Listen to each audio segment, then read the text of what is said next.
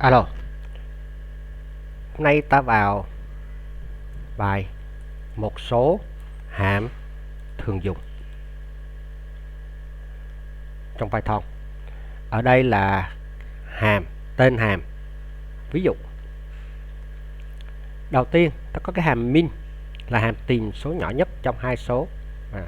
Ví dụ, ta có print của min bạn muốn tìm số 45 với 23 đóng ngoặc lại thì nó trả về con số nhỏ hơn 23. Còn ví dụ ta để đây 234 thì nó sẽ trả về là 45. Tương tự đó là hai số, thế thì các bạn chọn vô 3 số 4 số gì cũng vậy, 5 số gì nó đều là trả về tìm cái số nhỏ nhất này trong 4 số đấy. Vậy thì bây giờ tương tự hàm min ta có hàm gì, hàm max, đúng không? Max ở đây nó trả về là 53. Số là hết. Hàm thứ ba nữa là cái hàm trị tuyệt đối. Ví dụ ta in ra ABS trị tuyệt đối, trong toán học là hai cái dấu thẳng đứng á.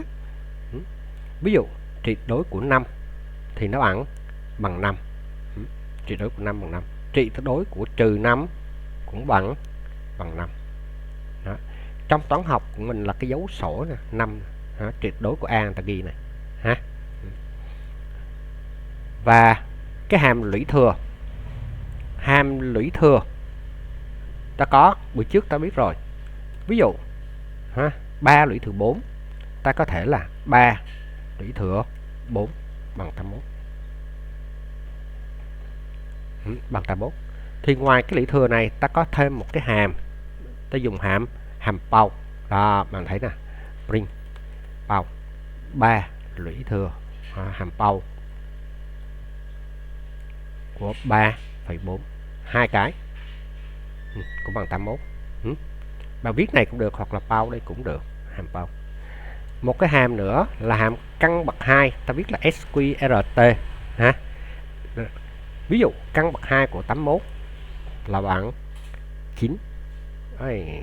Muốn dùng căn bậc 2 ta lưu ý ta phải gọi cái thư viện math ra. Đây, hàm căn bậc 2 thì ta phải gọi là import math, không là nó báo lỗi. Đó, sau đó ta import math xong thì ta ghi chỗ này. Đó là gì? math.sqrt. Nó bằng 9.0. Đó 81. Nếu mà 80 với 7 thì nó sẽ bằng 9 chấm mấy đó, tính căn lẻ luôn. Hoặc cách thứ hai đó, đây nè, đó là cách 1.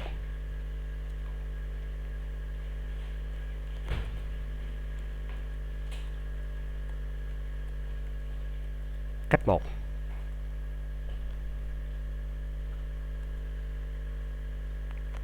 Bây giờ đến cách 2.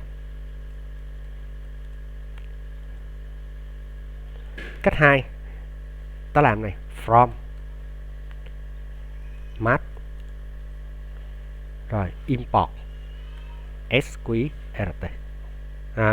Thì sau đó ví dụ ta lấy A bằng sqrt của 81 và bây giờ ta print A thôi. Thì nó bằng là 9.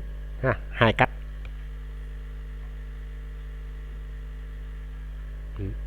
A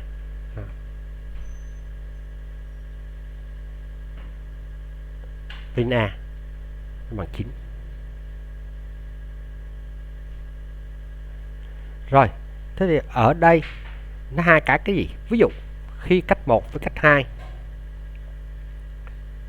bạn coi nếu mà ta dùng cái cách 1 á mà import này á thì mỗi lần á ta cứ dùng cái căn bậc 2 nào thì ta phải gọi cái đó. Này, ví dụ ta dùng cách 1 này cho nó dễ. Import math, print math. Thì ví dụ ta muốn in một cái khác thì ta phải làm math tiếp chấm sqrt của 100.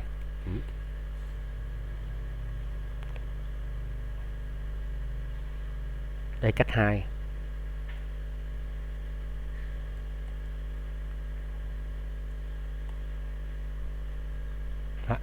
cái này 110. Còn nếu cách 2 ta import math, import này thì sau này ta chỉ việc không có phải là chấm cái math này nữa, mà ta về lấy cái b, ta chỉ việc b thôi, sqrt của ví dụ 25 và ta print b. Đó. Nếu ta dùng cái này thì lúc mỗi lần là ta cứ bắt math, còn nếu ta làm cái kiểu này thì ta chỉ việc sau này ta gọi thẳng này luôn.